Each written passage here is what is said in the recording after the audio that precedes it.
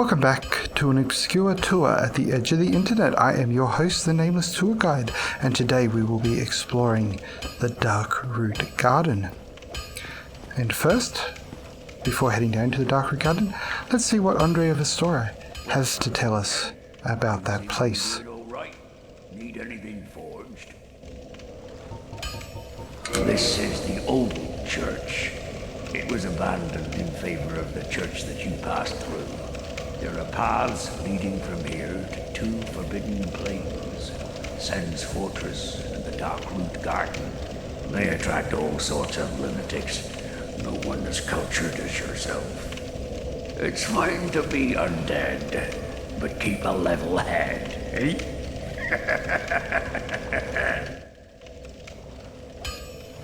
And so there is Artorias the Abysswalker giving us the lay of the land.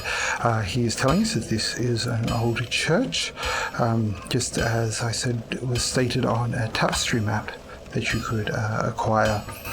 The other thing that he told us about was Sen's Fortress, which is just beyond the door that's in front of the bonfire that we rested at, and we'll be getting to that soon.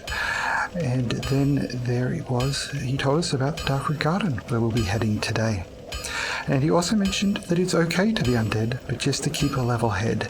And what he's referring to there is the fact that the undead tend to lose their heads when they go into these places, as a lot of the problems that were caused there were caused by creatures who were undead.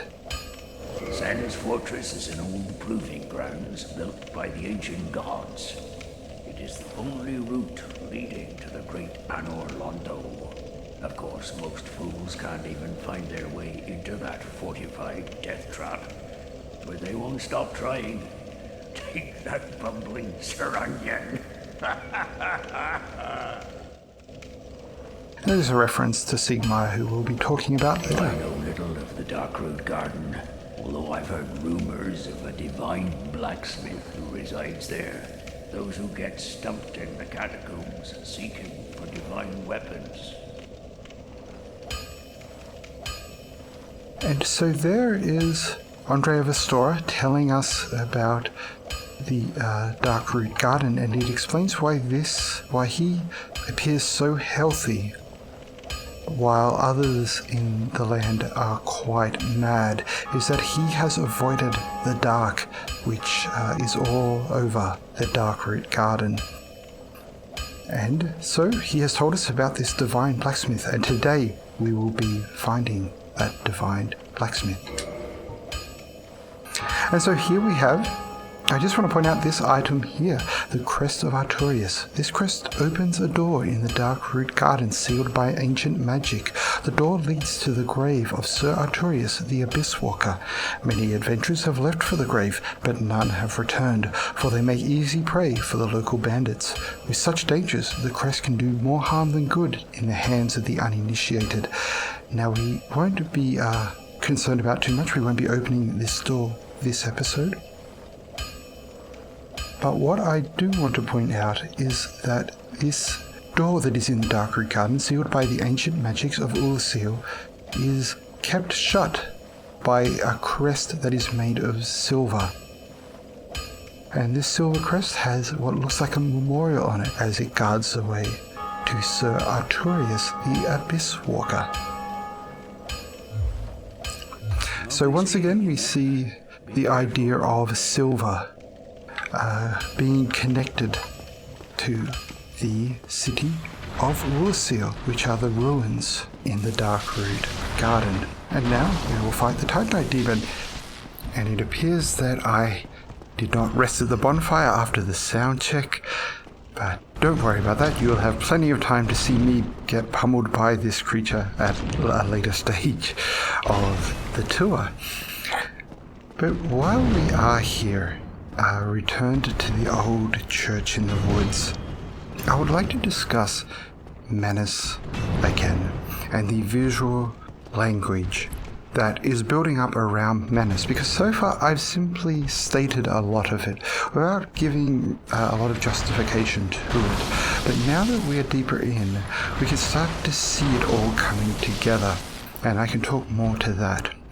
So, when we first encountered this creature here, I discussed how it had a visual similarity to Menace, which makes it, to me, the strongest connection to Menace remaining in Lordran. And so I use this creature here as the anchor point for my theory about Menace. And the fact that this creature drops an item, which we are about to see, called the Demon Titanite, mentions a nameless blacksmith deity, connects Menace to the nameless blacksmith deity, which is placed in a church which is marked by the symbol of a bull, which we talked about last episode. So it seems odd that there is even a symbol of a bull on this church with a creature that has a visual appearance to Menace, and the only other occurrence of the symbol of this bull seems to be the Taurus demon. But there is also one other strange occurrence of the bull's symbol that this nexus starts to give us answers to, and also tells us more about Menace's role in the Dark Souls story. So I've claimed that Menace is a rather important character to the Dark Souls lore, and that he existed in the Age of Ancients. But if he did, why doesn't Velka mention him in the opening cutscene? Well, the thing is that Menace is in the opening cutscene being represented symbolically, and now that we have this visual language, we can see that. If we look at the scene in the opening cutscene in which Gwyn and his men are leaning back to throw their lightning bolts to peel back the scales of the everlasting dragons, we will see a lingering shot on Gwyn's chest plate. And on that chest plate is the symbol of the bull.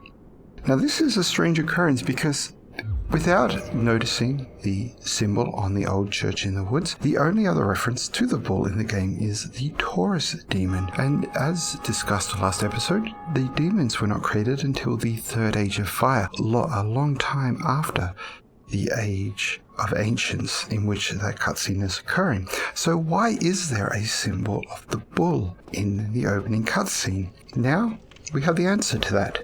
It is to represent Menace, the nameless blacksmith deity who built the armor of the gods. And so when the nameless blacksmith deity created Gwyn's armor set, he put his symbol on that armor set, the bull. Now we see that this church is marked with the bull, therefore connecting it to that nameless blacksmith deity, and then we have a creature of Menace being the only creature other than Andrea of Astora in the old church in the woods. We see all of this imagery coming together to tell us the story of Menace. And not just tell us the story of Menace, but also show how important he is to the storyline. He was so important that the creators of Dark Souls made sure that he was represented symbolically in the opening cutscene. But right now, we are going to return to the fun game of Decipher the Elder Futhark runes. The Elder Futhark runes, I'll say it right eventually.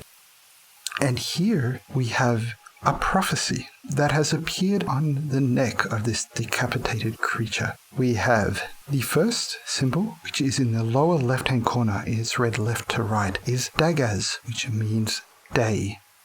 And this is an inverted rune, so it actually means night. The next symbol is Sowili, and that means sun. The next is Ophelia, and that means estate or inheritance. And the last one is Wonju again, and that means joy. And if we take the meaning that I used last time, it means the joy of family. And the last three runes are Isa, which means ice. So, putting that all together, and if you would just bear with an indulgence for the first symbol, which should be night, but I would like to make dark, is the dark sun inherits the joy of family. Ice, ice, ice. And that is the prophecy that appeared on these creatures that arose from Titanite slabs.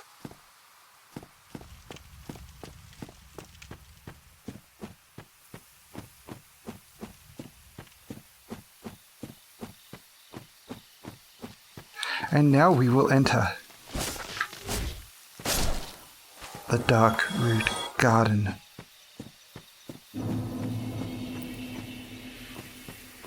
And here we have constructs that were built by Menace in Ulysses to tend to the garden when it was beautiful and full of flowers. These constructs that were made of wood and sticks have regressed back to the bushes that they were made of.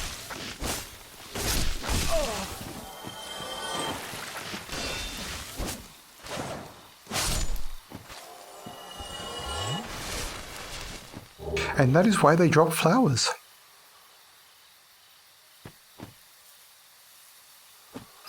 And here we have the beginning of the Darkroot Garden. And that up there is the Moonlight Butterfly. And that is a construct built by Seath the Scaleless. And we know that from a item description of the soul of that creature.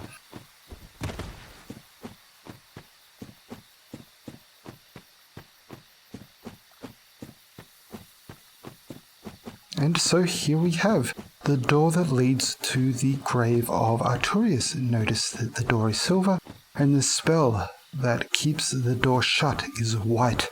Once again, we are seeing the silver and the white of Ulysses, which links it back to in the relief that we saw last episode in the Undead Church, where all of the races are coming together to worship Priscilla. And here we have an illusionary wall, a symbol of the Zanzu scholars and their work on illusions. They worked to control light and time, and a byproduct of that is that they created spells that were able to create illusions. And we will have the fire here that we will just rest at.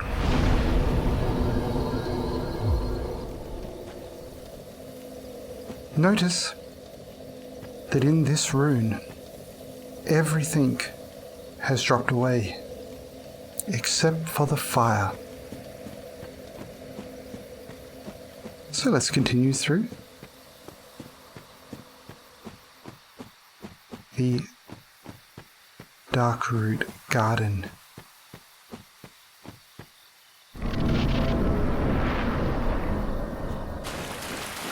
And here we have the Stone Knights, and these are knights. We will probably not get one of their item descriptions, but they are knights. Now look at this miracle. I'm trying to roll, and I can't. I'm being staggered. I'm trying to retreat. I can retreat.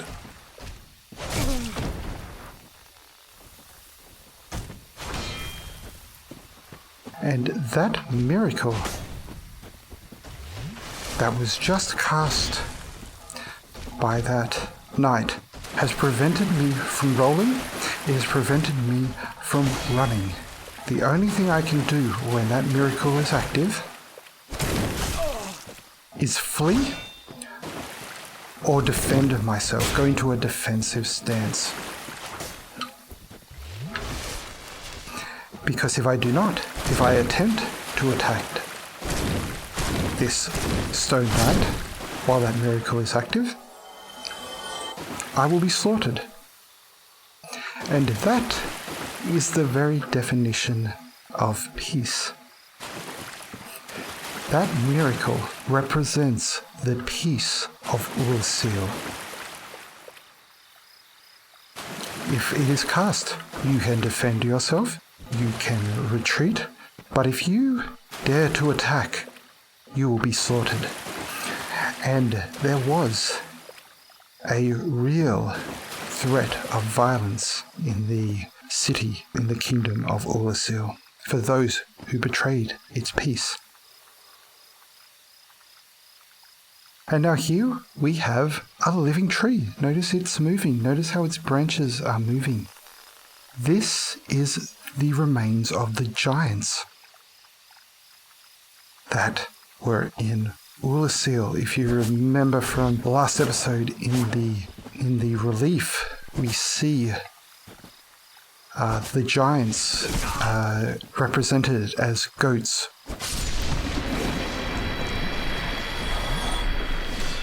With branches growing from their heads. There we see the remains of the giants. And now we see a very bizarre creature. This creature is trying to eat me or lick me with their giant tongue and their giant mouth. They are also colored red and black. And now, if you look at the underside of this creature, you'll notice that it has skin that looks like it is human, and also it has legs and arms. This is not a four-legged creature, but a bipedal creature. And these are the remains of the people of Ulasil, reverted back to a primitive form.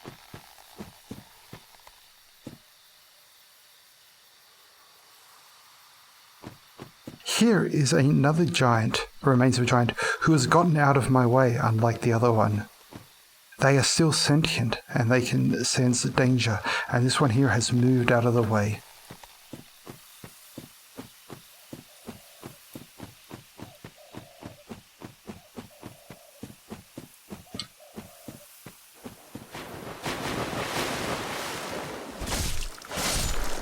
Here we have more of these regressed humans. And this goes back to what I was talking about in the last episode, that race in Dark Souls is a fluid thing. Just because you are born one way does not mean you will remain in that race.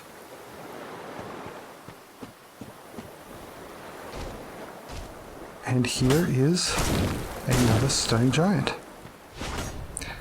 This knight, who served Priscilla and served Menace, notice they are adorned with the silver of Ulasil.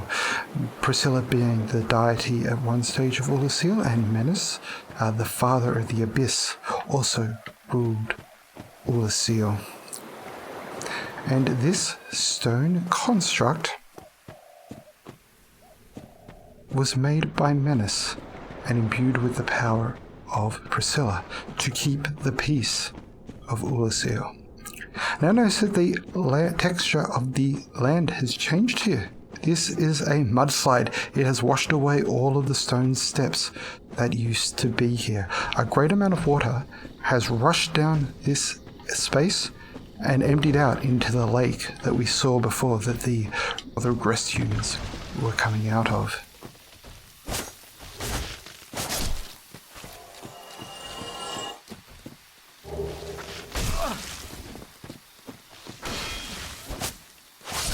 And now, I just picked up a ring. But before we do that, notice that I have travelled all down this direction. I've looped around, I've gone down, I've gone under, and here I am, back at the beginning of the Darkroot Garden. I have cycled around the area.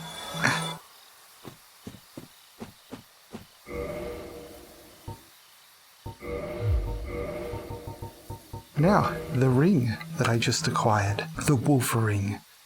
One of the special rings granted to the four Knights of Gwyn. The Wolf Ring belongs to Artorias the Abysswalker. Artorias had an unbendable will of steel, and was unmatched with a greatsword. Let me equip Artorias' ring. So Artorias has a will of steel. Stone Knights guard the Darkroot Garden, the ruins of Ulasil. Artorias seems to be a construct built by Menace.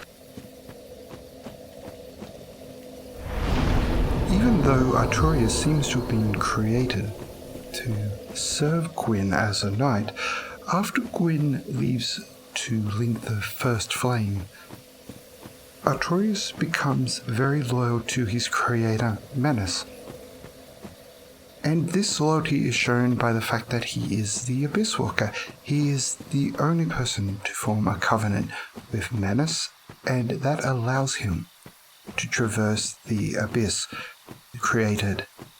which is created by Menace.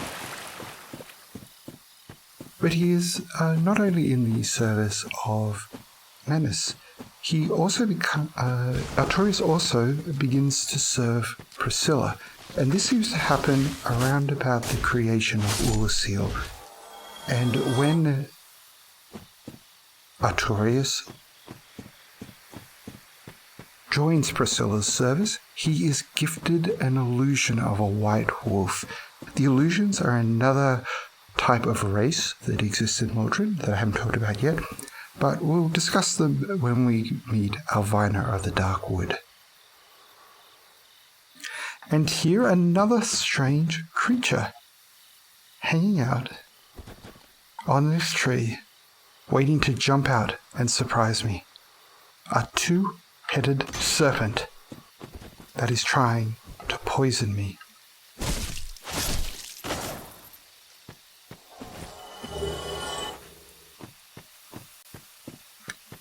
And there is not just one of these serpents. There are two of these two-headed serpents.